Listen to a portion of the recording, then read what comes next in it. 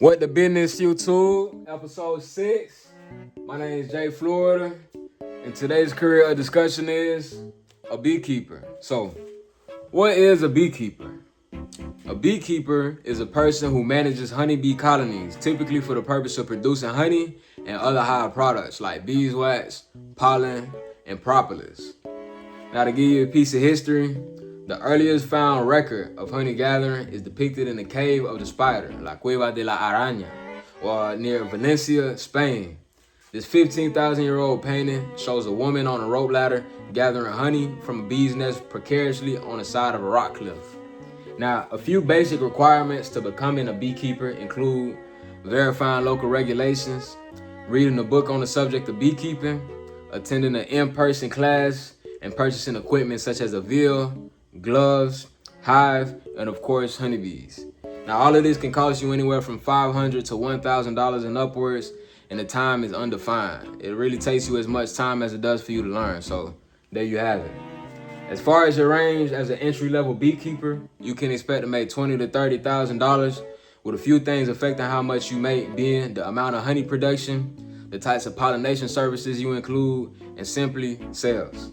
Now, a day in life as a honeybee keeper, a beekeeper, can be described as physically demanding, recognizing patterns and responding to those patterns adequately, regular hive inspections, pest control, and disease management. That way the bees don't get sick and they continue to do whatever bees do. As far as opportunity goes, the beekeeper does score green since there's not an abundance of anything that's gatekeeping anybody from becoming a beekeeper. And a few examples to take note of in this field include Hippocrates, a Greek physician who recommended honey and pollen for a wide range of ailments.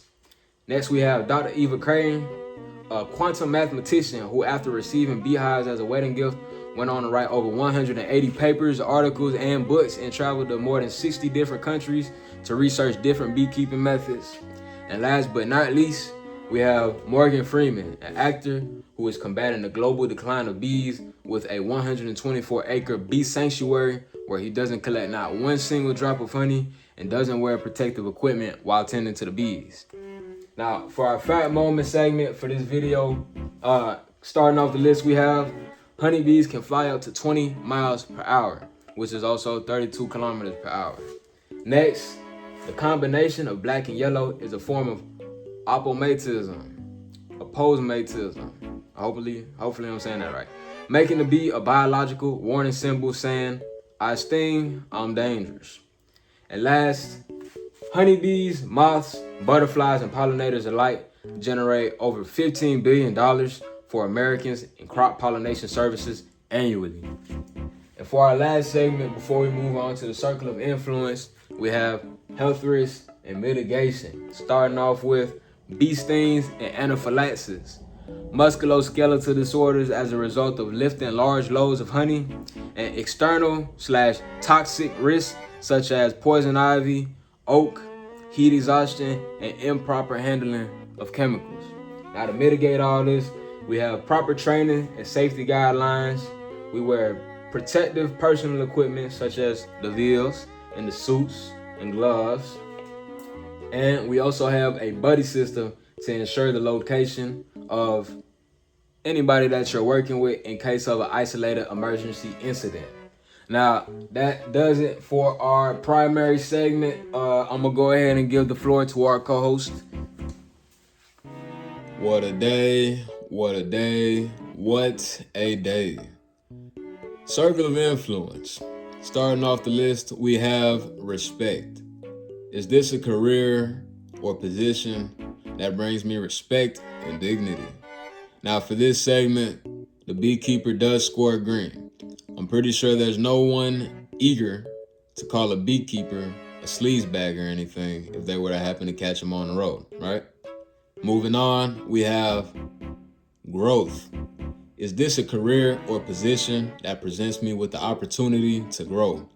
Now, for this segment, ironically, the beekeeper scores yellow, with sources online citing that the beekeeper has the potential to make as much as $250,000 in a given year.